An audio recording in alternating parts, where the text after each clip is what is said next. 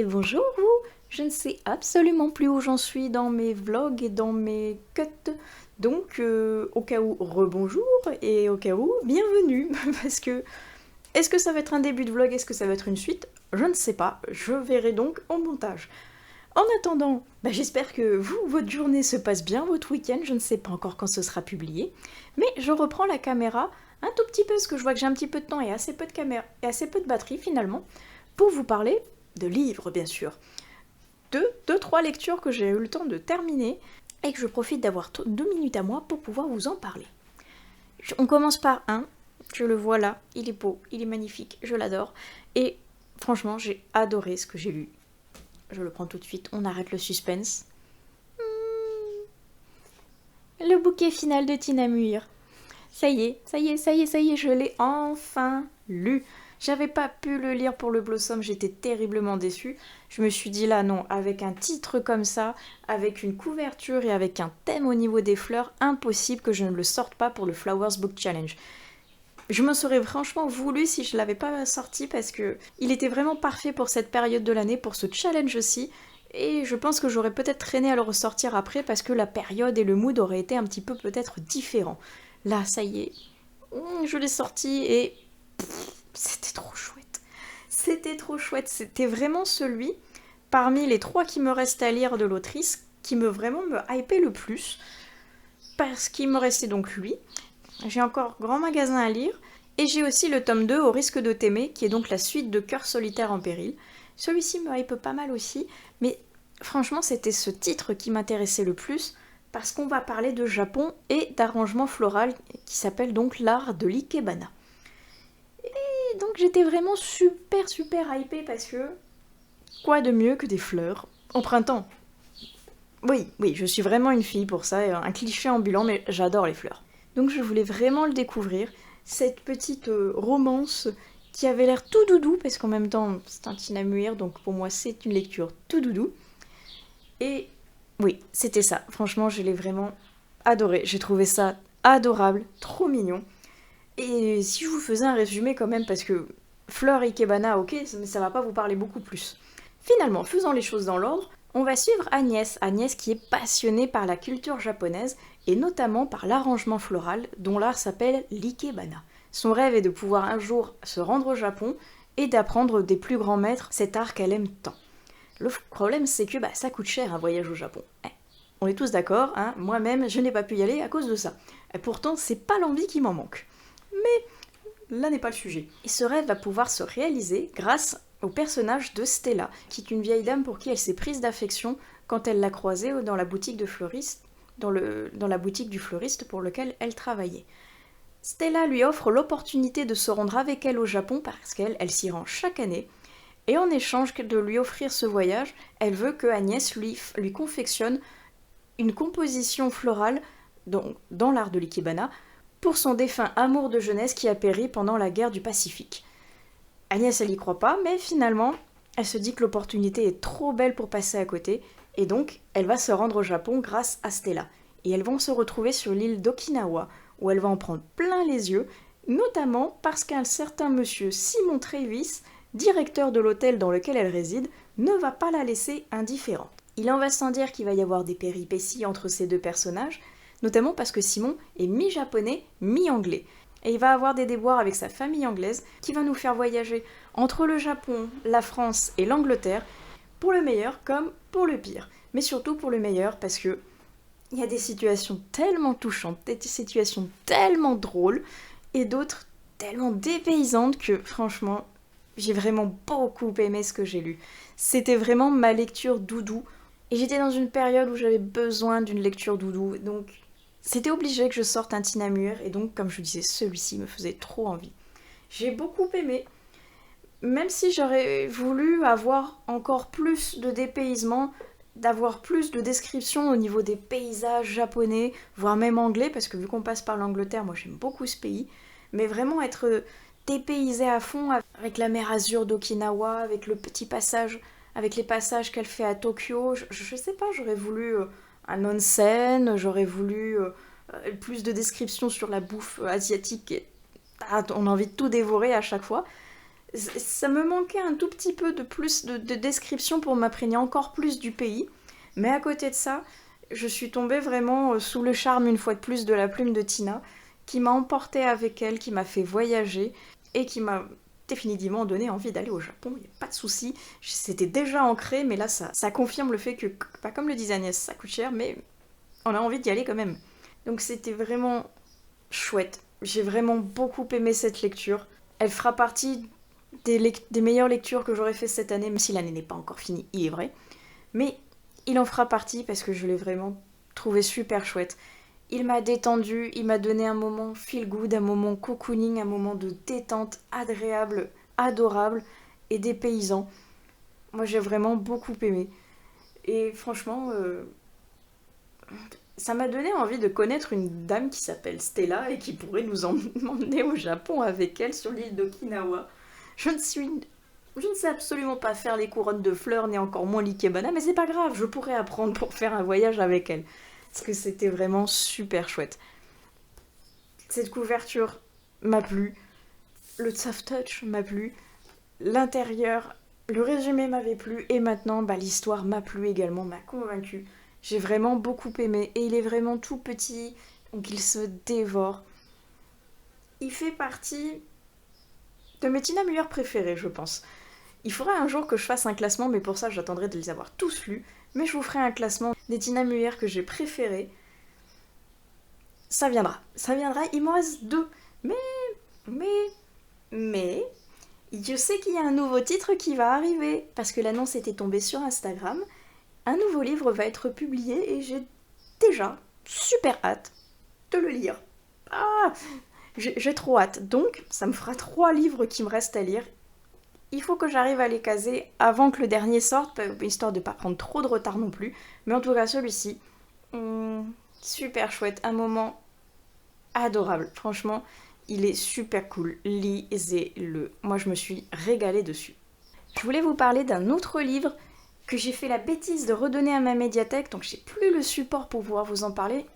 Et c'est terriblement frustrant et dommage parce qu'il y avait une partie visuelle vraiment super chouette.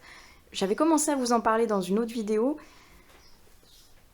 Je vais faire sans, mais terriblement frustrant. C'était pour vous parler de Thorngrove de Cécile Guillot, que pareil, j'ai trouvé super chouette. C'est publié aux éditions Léa dans la section Young Adult, et c'était très cool. Franchement, je l'ai trouvé totalement par hasard à ma médiathèque, et j'étais ravie de tomber dessus parce qu'il m'avait déjà interpellée à sa sortie. Comme beaucoup de titres, il est complètement sorti de ma tête après parce que je ne l'avais pas noté sur le moment, et après, je l'avais complètement occulté. Et là, le revoir, ça m'a mis en mémoire le fait que je voulais absolument le lire, donc je l'ai emprunté direct, et j'ai bien fait parce que je l'ai trouvé super chouette. Pour ce qui est de l'histoire, on va suivre une famille qui subit un divorce un petit peu compliqué, et pour essayer de s'éloigner un peu de ça, la mère embarque les 2 filles chez sa cousine, dans un petit village où ils vont être loin de tout, mais surtout loin du mari qui l'a trompée. Et le problème, c'est que les filles, elles vivent très très mal, surtout l'aînée, qui elle en veut énormément à son père, déjà d'avoir trompé sa mère, mais surtout de les faire s'éloigner de tout, de les faire s'éloigner de la ville, de leurs amis, sa petite sœur qui vouait un culte à son père, maintenant finalement elle a une vision un petit peu plus ternie, mais elle ne comprend pas trop ce qui se passe parce qu'elle est plus petite et parce qu'elle a un problème mental qui fait qu'elle est un peu dans son monde en fait. Et sa grande sœur qui s'appelle Madison, je crois, Maddie, son surnom, elle est surprotectrice envers sa petite sœur parce qu'elle supporte pas qu'on lui fasse du mal, donc là, avec son père, ça passe pas bien. Et le problème, c'est qu'arriver dans une toute petite ville comme ça, où pour elle, il n'y a rien à faire, on va s'ennuyer, c'est un patelin de plouc, avec un nouveau lycée, avec des nouveaux gens qui ne les connaissent pas, donc arriver en plein milieu de l'année scolaire comme ça, ils vont devenir des bêtes de foire. Elle veut protéger sa petite sœur, et elle a qu'une envie, c'est de finir l'année scolaire et de repartir en ville parce qu'elle en a déjà marre d'être là en fait. Arrivée au lycée, elle va avoir un devoir à faire en binôme avec un garçon sur un élément de la ville et elle va essayer de pimenter ça en parlant de Thorngrove. Thorngrove, c'est un manoir abandonné dans lequel il y aurait eu une tragédie avec une légende urbaine qui tournerait autour, comme quoi il y avait 2 sœurs et que l'une des sœurs a étranglé l'autre avant de se suicider.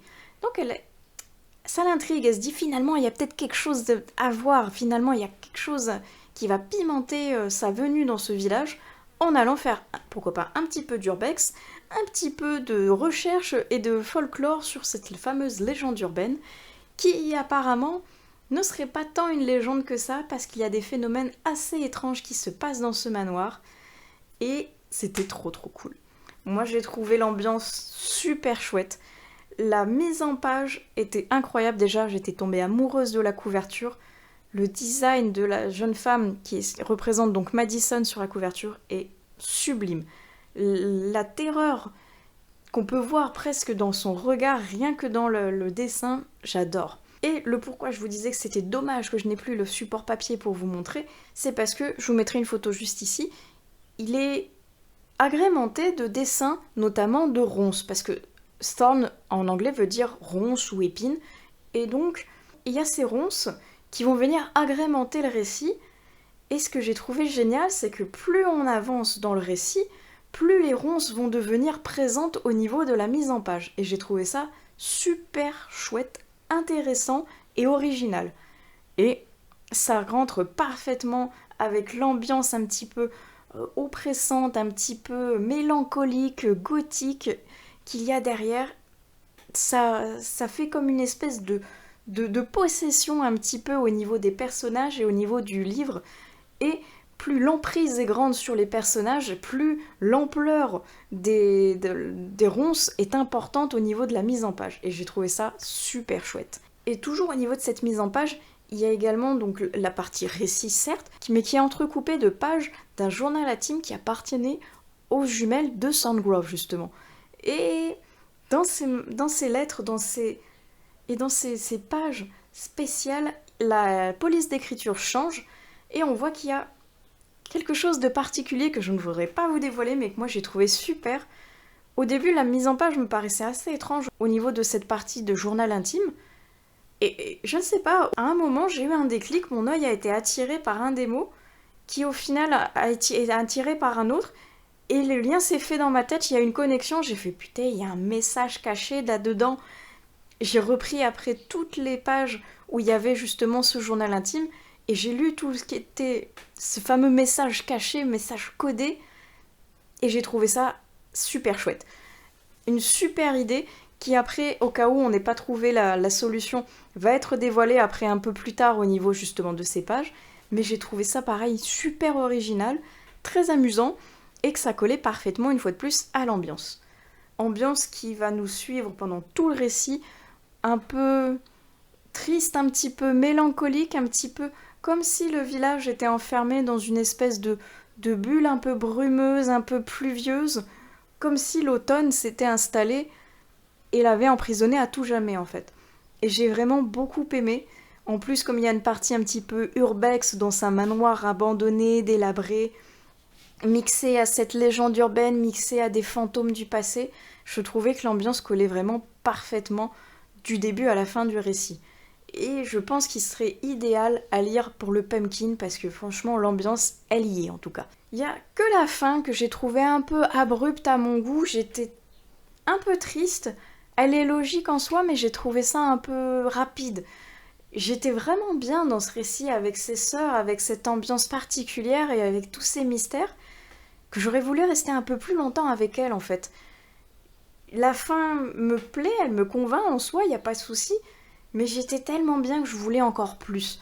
J'aurais voulu encore plus en savoir au niveau de cette possession, encore plus au niveau du passé de ses jumelles, au niveau de l'urbex, j'aurais voulu connaître encore, visiter encore plus de pièces, qui est encore plus en fait. Ouais, j'étais vraiment bien dedans et je voulais que cette ambiance continue à rester là avec moi, que rester avec ces personnages que j'avais beaucoup aimés, auxquels je m'étais attachée.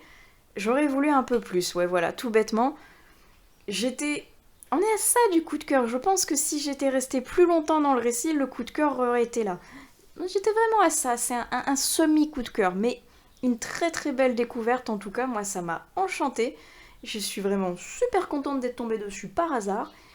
Et Si vous le connaissez pas, moi je trouve que ça se lit tout seul, la mise en page est très fluide, très claire, très agréable à prendre en main et à lire. Là franchement les éditions Léa, ils ont fait un boulot mais incroyable. Et si en plus vous avez la patience d'attendre l'automne, voire même le mois d'octobre pour quelque chose d'un peu spooky, ce serait vraiment l'idéal parce que, point de vue ambiance, ça se pose là, on est vraiment très bien dedans. Tant que j'ai la caméra allumée, je vois que ça clignote rouge, donc je vais essayer d'aller assez vite pour couper cette séquence. Je voulais vous parler en même temps d'un autre livre que j'ai redonné à ma médiathèque en même temps que Sandgrove. Il s'agit de Meurtre et Charlotte aux fraises de Joanne Flock, le tome 2 des enquêtes d'Anna Swanson.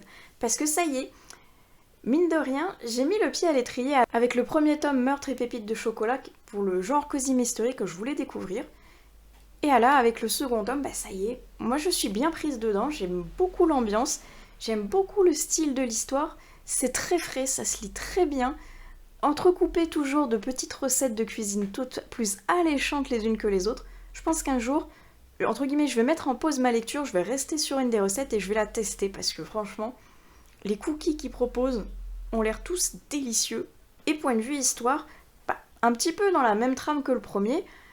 Finalement, Anna, elle continue sa vie au cookie jar en continuant de préparer des choses super délicieuses et elle va se retrouver au mauvais endroit, au mauvais moment et découvrir un cadavre. Et bien sûr, ça va la piquer de nouveau de faire l'enquête à la place des policiers et des enquêteurs et elle va se mettre de son côté à essayer de savoir qui est le meurtrier. Elle essaye de découvrir les potins à droite à gauche, les mystères qui pourraient lui donner des indices pour pouvoir progresser dans son enquête, tout en jurant à son beau-frère, donc le shérif, que non, elle ne va pas s'en mêler. C'est promis, la première fois dans Meurtre et pépites de chocolat, c'était quelque chose totalement fortuit, elle ne recommencera pas. Si, elle va recommencer, elle va réitérer, la preuve, elle va réitérer plein de fois, vu qu'il y a beaucoup de tomes qui me manquent. Et j'aime beaucoup, c'est toujours aussi intriguant, c'est toujours aussi agréable et facile à lire, on dévore les pages sans même s'en rendre compte. Et là, j'ai qu'une hâte, c'est de trouver le tome 3 et de m'y mettre directement parce que j'ai vraiment beaucoup aimé. J'ai pas encore cette crainte qui est arrivée de, comme je vous disais, exactement la même trame et cette espèce de triangle amoureux avec les je t'aime moi non plus, je ne sais pas trop vers lequel aller. Pour le moment, comme je suis qu'au second tome, j'ai pas encore ça. J'espère qu'avec le tome 3, ça va continuer dans la même veine parce que j'aime beaucoup et j'aimerais continuer un peu plus dans l'aventure. Mais en attendant, le tome 2 m'a convaincue, je vais continuer à lire la suite. Et j'ai très hâte de pouvoir la trouver à ma médiathèque parce que j'aime beaucoup ce format. Le Cherche Midi, ils font quelque chose de super chouette. J'ai très hâte. Et n'hésitez pas à me dire dans les commentaires si vous avez avancé plus que moi dans cette série, savoir si c'est toujours aussi chouette, parce que moi en tout cas, ça m'intrigue et j'aimerais beaucoup la continuer. Et je vais clore cette séquence ici, parce que je vois ma batterie clignote de plus en plus, ça risque de couper et j'ai pas trop envie que ça me prenne en plein milieu d'une séquence. Donc, je vais arrêter ici.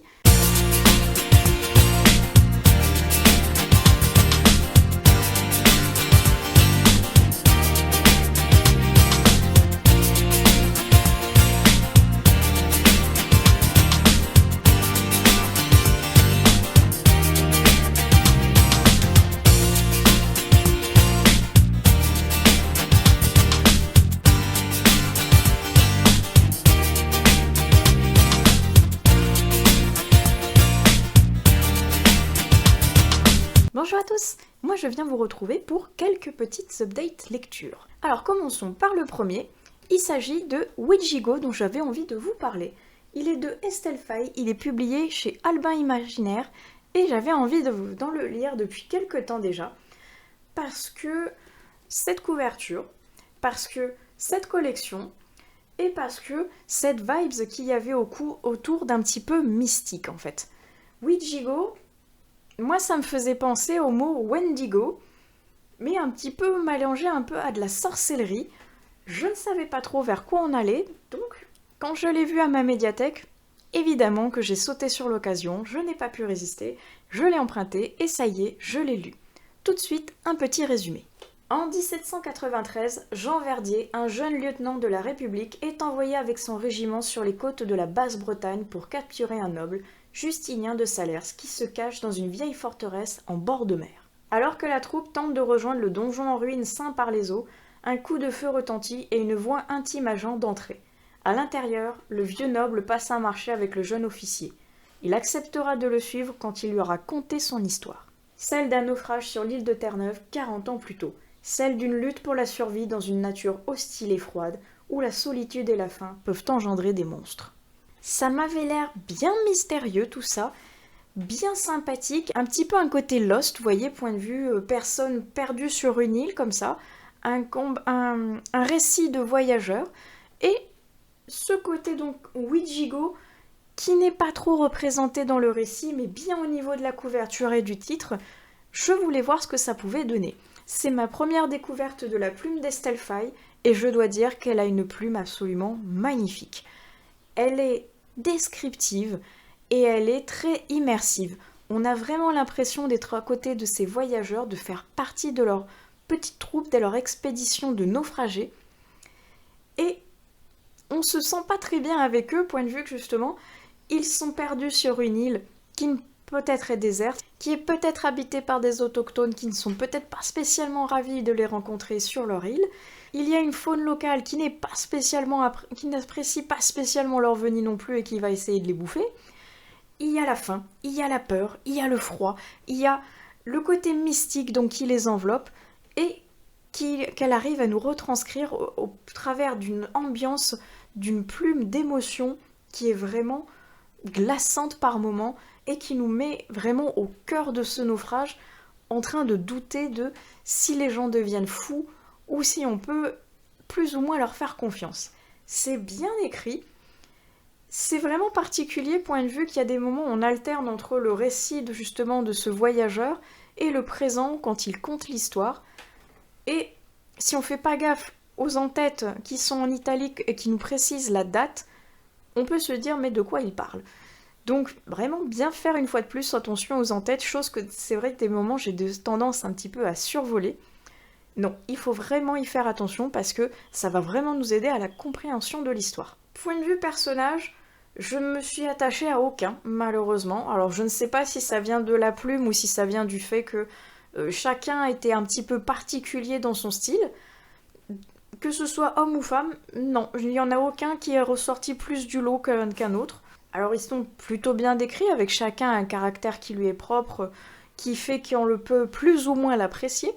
Peut-être Marie sort un peu plus du lot que les autres, avec un côté un peu pirate, un petit peu sauvageonne, un petit peu femme rebelle dans une société qui ne voit les femmes encore que comme des choses qui doivent être là pour prier Dieu et s'occuper de la maison et des enfants. Mais sinon, à part ça, oui, il n'y a vraiment aucun personnage pour moi qui est mieux qu'un autre, entre guillemets.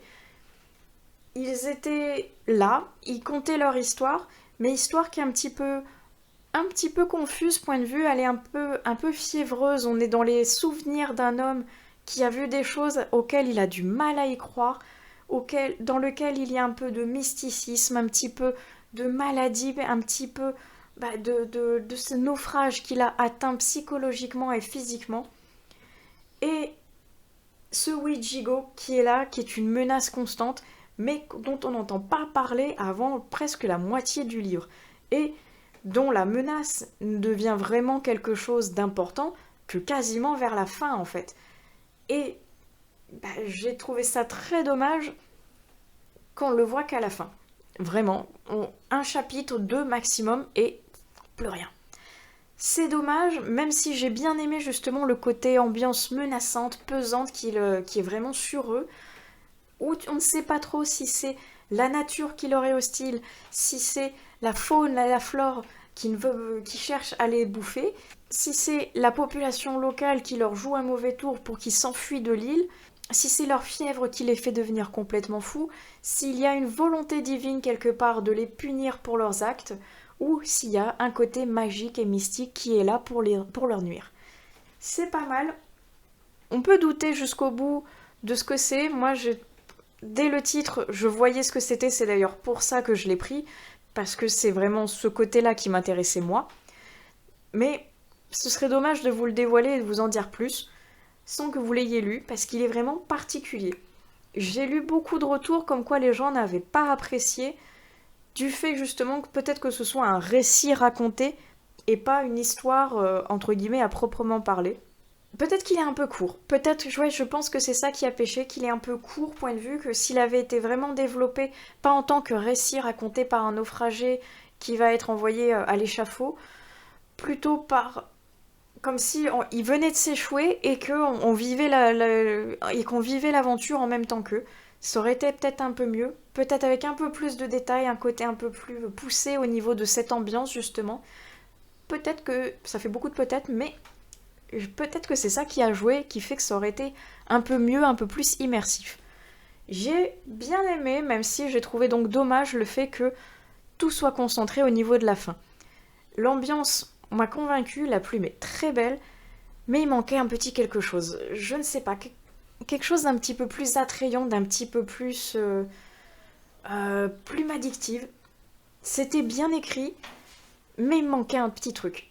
Donc, une belle lecture, mais pas un coup de cœur, loin de là, parce qu'il me manquait quelque chose de plus attrayant, je dirais, ou de plus creusé et poussé au niveau de ce titre et de ce mysticisme qu'est cette couverture et ce Ouijigo qui est murmuré, dont on ne sait pas trop ce que c'est, mais où on a quelques doutes quand même. Moi j'ai trouvé ça pas mal, mais ça pouvait être peut-être un peu plus abouti, il est vrai. Les amis, les amis, les amis. Je vous reprends après pour vous parler de livres certes, mais pour vous parler d'un truc de fou qui m'est arrivé cette nuit. C'était pas prévu que je vous en parle, mais c'est trop bizarre pour que je passe à côté en fait. Alors, on n'a pas rêvé parce que mon mari a entendu la même chose. Mes chiens avaient assez peur et ils étaient un petit peu méchants aussi.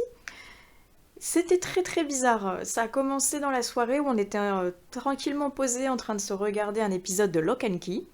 Ça, je vous en parlerai dans une autre vidéo parce que je voulais voir ce que ça donnait par rapport aux comics et c'est pas mal du tout. Mais là n'est pas le sujet de la conversation. Je vous disais donc, on était en train de regarder tranquillou un épisode quand les deux chiens se sont levés d'un coup, ils se sont mis à hurler, mais en mode très très méchant et à foncer vers la porte. On s'est dit, qu'est-ce qui se passe? Il y a quelqu'un. Peut-être que la sonnette ne fonctionne pas. Et en ouvrant, rien. Personne. Il y avait strictement rien. Donc on s'est dit, bon, soit les chiens ils ont pété un câble, soit il y avait quelqu'un, il est parti, soit il y avait vraiment rien et on a relancé l'épisode de la série tranquillou, on avait fait le tour du jardin, il y avait vraiment rien, donc on est retourné devant la télé.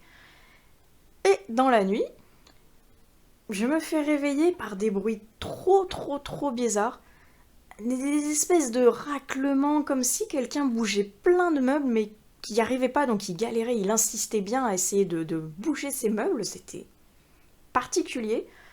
Au début, j'écoute, je me dis, bon, c'est peut-être le chien, ils ont l'habitude de dormir sur le canapé, donc peut-être que en montant ou en descendant, il a un petit peu bougé, vous voyez, en mode cruc. Ouais, c'est un bruitage de canapé, ça. C'est magnifique, n'est-ce pas? Donc, je me suis dit, ah, c'est peut-être eux, mais ça bougeait, ça raclait. Je me suis dit, au bout d'un moment, c'est pas possible, il y a quelqu'un dans la maison, on est en train de se faire cambrioler. Donc, je me lève. Autant vous dire que je suis dans le flou total parce que je mets des lentilles uniquement la nuit et des lentilles qui me rendent la vision floue. Donc, petits oignons pour se déplacer dans le noir. Donc j'écoute, je vais dans le couloir, j'écoute, j'ai l'impression que ça vient de partout en même temps tellement ça fait un écho dans la maison. Et je me dis, ça n'a pas trop l'air de venir du sous-sol, ça a l'air plutôt de venir du premier étage, voire du grenier. Je vais monter et si jamais c'est pas là, je redescendrai au niveau du garage, quoi. Mon escalier est un vieil escalier en colimaçon en bois qui fait des craquements dès que je monte, donc point de vue discrétion plus, hein. Mais en arrivant là-haut, le bruit commence à s'estomper et en ouvrant le grenier, plus rien. Rien. Plus aucun bruit. Donc j'étais, ah merde, c'est peut-être un animal finalement qui était entre guillemets coincé dans les combles, je sais pas, qui essayait de gratter pour s'en sortir. J'écoute. Pas de bruit d'animaux, d'oiseaux, de rongeurs ou autres. Je fais putain, c'est super bizarre. Je referme le grenier, je vais faire toutes les autres chambres de l'étage. Rien, les placards, rien. Je redescends en mode, c'était peut-être finalement vraiment le garage et si on se fait cambrioler, ils m'ont entendu, ils sont en train de partir. À ce moment-là, mon mari se lève en mode, tu fais du bruit? Non, c'est pas moi. C'est pas moi du tout. Donc il va voir dans le garage, moi je fais un peu le tour de la maison, je regarde si c'est pas chez les voisins parce que Leur garage est mitoyen à notre maison, donc je me suis dit, si c'est pas nous, c'est peut-être eux qui se font cambrioler. Rien, pas une lumière, personne dans la rue, rien, et plus aucun bruit. Je dis, ah, mais trop bizarre, mon mari revient, il fait, il y a rien, il y a pas de bruit, les chiens, ils étaient rentrés dans la chambre en mode, protégez-nous. On était, wow, gardien plus plus, il y en a un qui était en mode, on va dire, un petit peu tétanisé, l'autre qui pionçait, mais le plus dur de sa vie, quoi. Donc, particulière comme nuit, plus aucun bruit, et le bruit n'est jamais revenu de la nuit après. Donc forcément, quand le réveil ce matin à 6 heures il a sonné, en sachant que c'était vers 3 heures, 3 heures et demie du matin, ce fut dur. Ça fut très très dur comme réveil, c'est pour ça que je suis avec un bon petit mug de café à la main là, parce que c'est compliqué. Je sais pas si ça se voit sur ma tête qu'on est fatigué, que je suis fatiguée, mais trop bizarre, franchement, étrange. Super étrange. Avec mon frère, entre guillemets, on a l'habitude de se taquiner en mode ouais, c'est parce qu'il y a Grudge, allez avec nous. Grudge étant un personnage d'un film d'horreur. On se vanne entre guillemets en disant dès qu'il y a des bruits bizarres, c'est Grudge qui a déménagé avec nous parce que ce personnage qui sort d'un film d'horreur japonais, elle était dans les combles en train de hanter les gens, en train de gratter comme ça. Donc on s'est dit ouais, c'est Grudge et tout. À chaque fois qu'il y a un truc un peu fantomatique comme ça. Bah, on se dit que c'est elle, quoi. Elle est revenue, elle nous a jamais quittés depuis notre première maison où il y avait des trucs bizarres, hein, mais bon. Elle est avec moi, c'est très gentil de m'avoir suivi jusque dans le sud, c'était pas obligé, hein. Mais bon, en tout cas, ouais, très très bizarre comme épisode. J'étais pas prévu cette séquence, mais c'était trop bizarre, il fallait que je vous en parle. Et dites-moi si ça vous est déjà arrivé, des trucs comme ça, est-ce que des bruits étranges, est-ce que des apparitions, des mouvements, des je ne sais pas, nous, il y a pas mal de trucs comme ça. C'est trop bizarre. Et là, franchement, je vous jure, à 3 heures du matin, on réfléchit à plein de trucs sauf à des fantômes en général. Donc, si c'en est un, coucou, voulez-vous de la sauge pour que ça aille mieux? Je ne sais pas.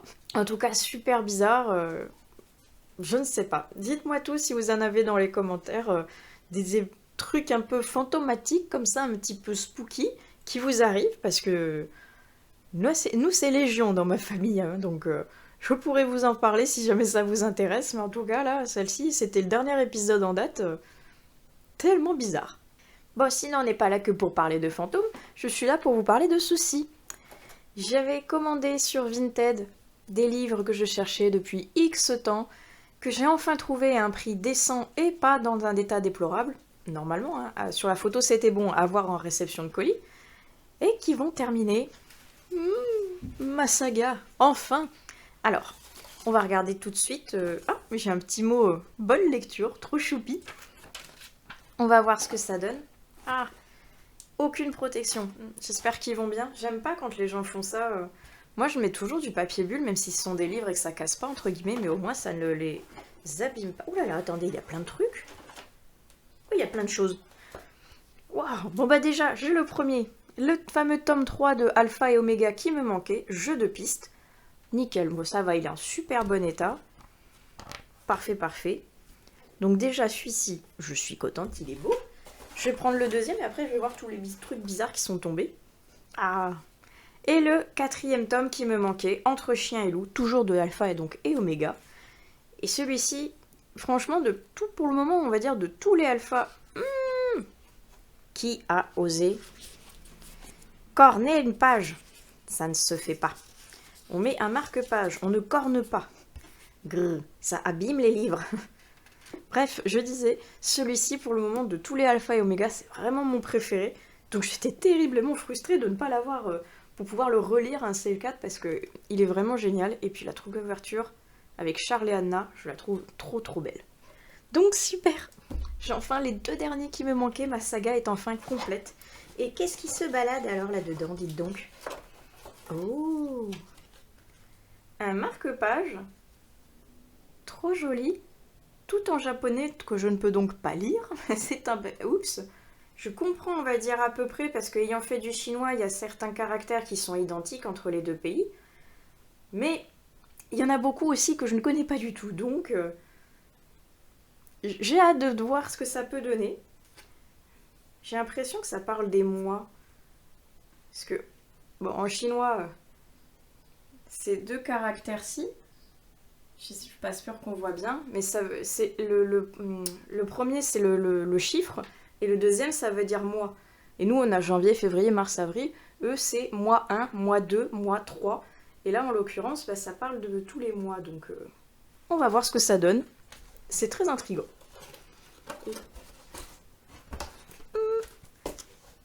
Et c'est un autre marque-page d'un manga, celui-ci, on dirait, qui est très sympa aussi. Il est tout fin, il est très mignon.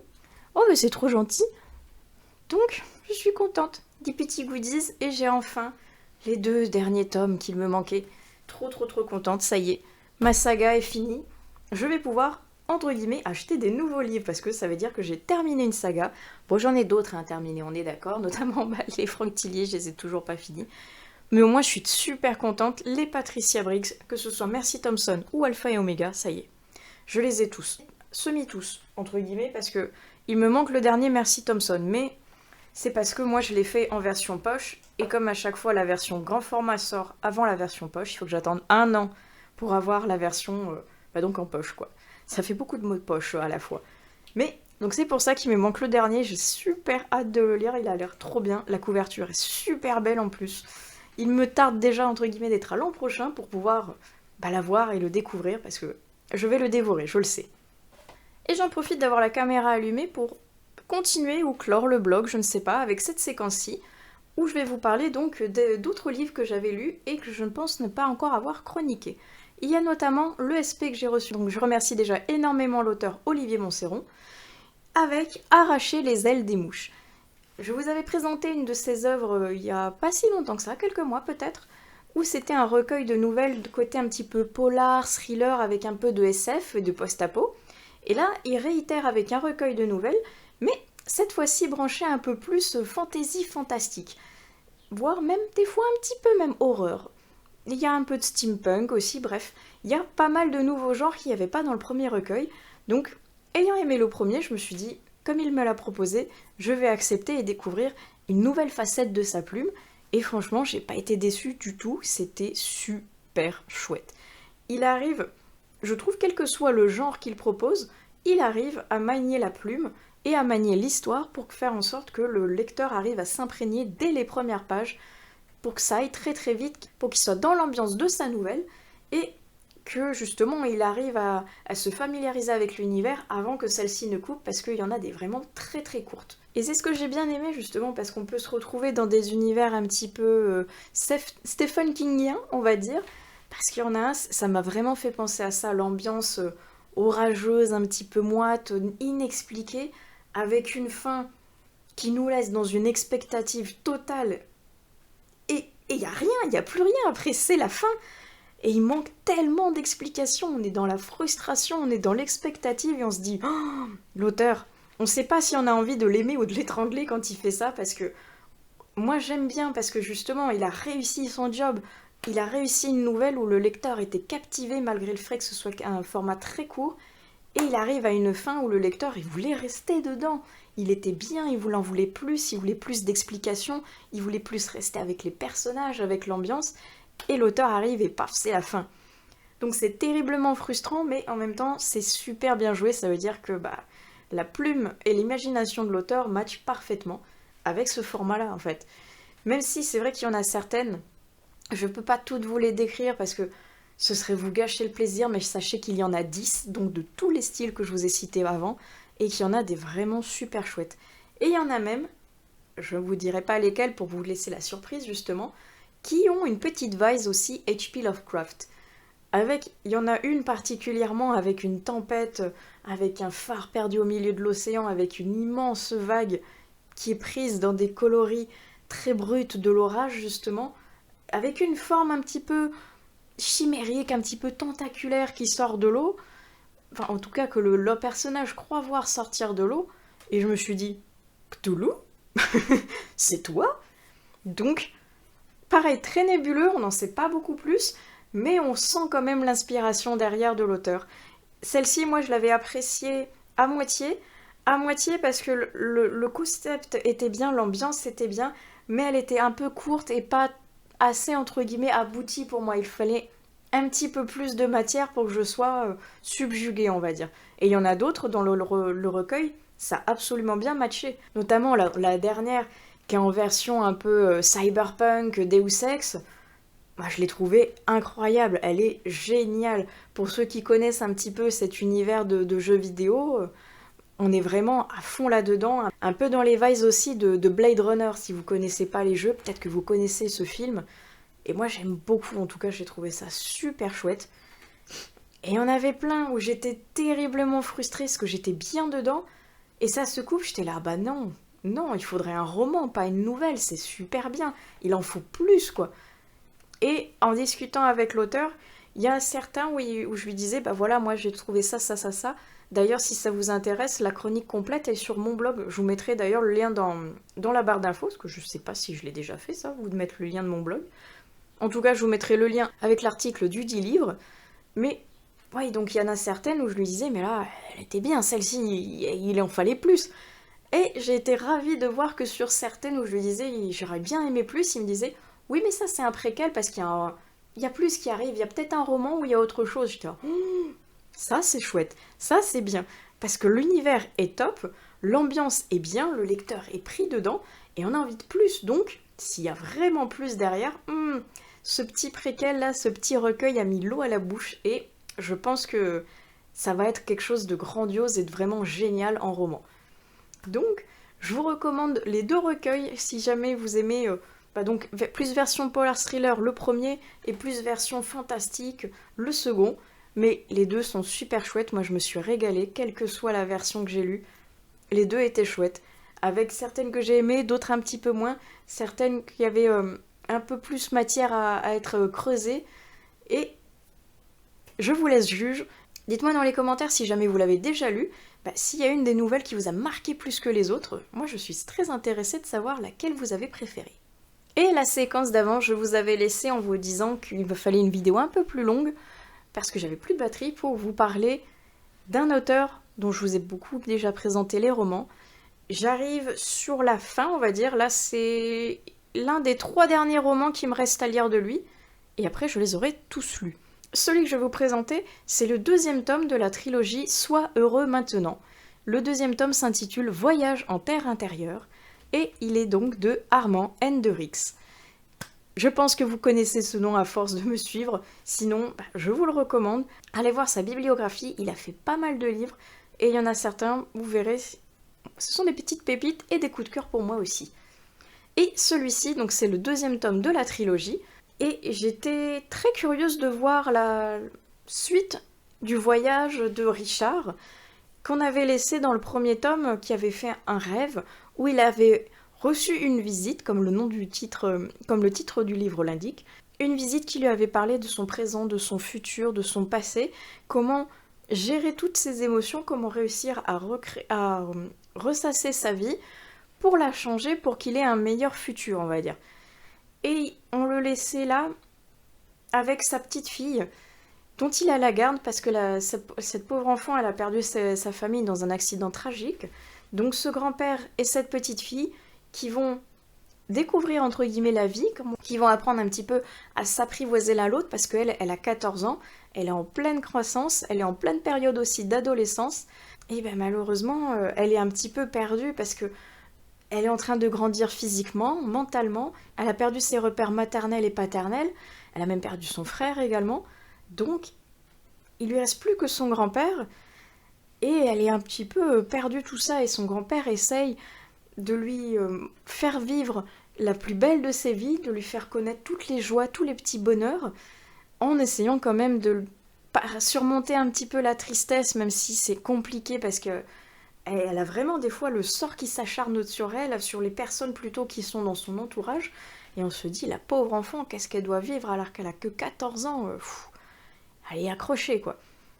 Et son grand-père, pour essayer justement de lui faire un petit peu oublier sa tristesse et de lui faire prendre goût à la vie, de lui faire découvrir plein de choses, il va avec sa philosophie de vie, sa philosophie de vivre le bonheur, de vivre l'instant présent et les petits moments de joie. Et il va l'emmener dans un grand voyage, intérieur et extérieur, si je puis dire. Intérieur en lui faisant justement un peu une remise en question, un peu des recherches, un petit peu de la philosophie pour lui faire extérioriser tout ce qu'elle a. Et extérieur parce qu'il avait fait une promesse à sa mère et à une de ses amies, et il va l'emmener en voyage dans le Gard pour lui faire voir autre chose, lui changer les idées et lui apprendre 2-3 petits secrets également. Et moi j'ai trouvé ça très triste et touchant à la fois. Très triste parce que même si cette relation entre un grand-père et sa petite-fille, Richard et Danae, ils sont vraiment adorables tous les deux, c'est très très beau cette relation qu'ils ont, mais c'est quand même terriblement triste parce qu'on se redit qu'ils sont très très proches à cause d'un drame finalement. Et il y a d'autres drames qui vont se jouer au fur et à mesure du livre, et on se dit mais les pauvres, qu'est-ce qu'ils ont fait pour mériter ça? C'est vraiment trop triste, c'est assez injuste même. Et à côté de ça, c'est beau et touchant parce que justement ce grand-père et cette petite fille qui essayent de se comprendre l'un l'autre malgré le gouffre des générations, qui essayent de s'apprivoiser malgré l'écart d'âge, malgré le fait qu'ils ne soient pas donc père et fille, mais grand-père et petite fille, malgré la scolarité qu'elle doit suivre, malgré ses bonheurs qu'elle doit découvrir tout seule, malgré le fait qu'elle grandisse, plein de choses comme ça vont les rapprocher et vont faire que pendant ce voyage, il va y avoir énormément de belles choses qui vont se passer aussi. Et je peux pas vous en dire beaucoup plus sans vous spoiler complètement la trilogie, c'est ce qui serait vraiment très dommage. Moi, il me reste maintenant le tome 3 à découvrir, et j'avoue que j'aime bien ces deux personnages. Et à la fin, avec les nouveautés qui viennent de s'enclencher dans la vie de ces deux personnages-là, je suis curieuse de voir maintenant qu'est-ce que ça va donner, vers où ça va nous emmener. Donc, ce sera certainement l'objet d'une prochaine chronique dans une autre vidéo. Pas tout de suite, parce que j'ai donc le dernier roman de l'auteur à lire avant le dernier tome de la trilogie. Et là, on va passer du joie plutôt au drame apparemment. Donc, la prochaine chronique sera un petit peu moins joyeuse normalement. À voir ce que ça peut donner, mais je suis déjà super curieuse de le découvrir et de découvrir aussi le tome 3. Donc, encore une fois, si vous ne connaissez pas l'auteur, je vous invite à aller voir ce qu'il fait. Et franchement, moi j'aime beaucoup sa plume, son style, sa philosophie de vie et son écriture qui est à la fois introspection et réflexion pour le personnage et pour le lecteur aussi en lui-même. C'est super chouette. Moi j'aime beaucoup ce qu'il fait, donc lisez cet auteur, il est vraiment génial. Est-ce que j'ai le temps pour un dernier livre? Je sais pas, je vois qu'on est déjà presque à 25 minutes où je blablate, mais c'est pas la partie 1, donc je ne sais pas. Bon allez, vite fait je vous le présente parce que je pense que c'est un coup de cœur, il est vraiment chouette. Je l'avais mis également dans le Flowers Book Challenge parce que sa couverture est bleue, donc on va dire que c'est parfait. Et j'ai très bien fait de le sortir ce petit livre parce qu'il était super bien. Va au diable de Sanguine, publié aux éditions du Chat Noir. Il est trop chouette. Déjà, la couverture est magnifique, moi je l'adore. Le trait du tatouage derrière, de l'ambiance de la femme, du petit chat, c'est trop bien. Et on le revoit à l'intérieur du livre également, ce dessin. Moi, je le trouve super chouette. C'est une novella, donc il est très court, il fait 111 pages.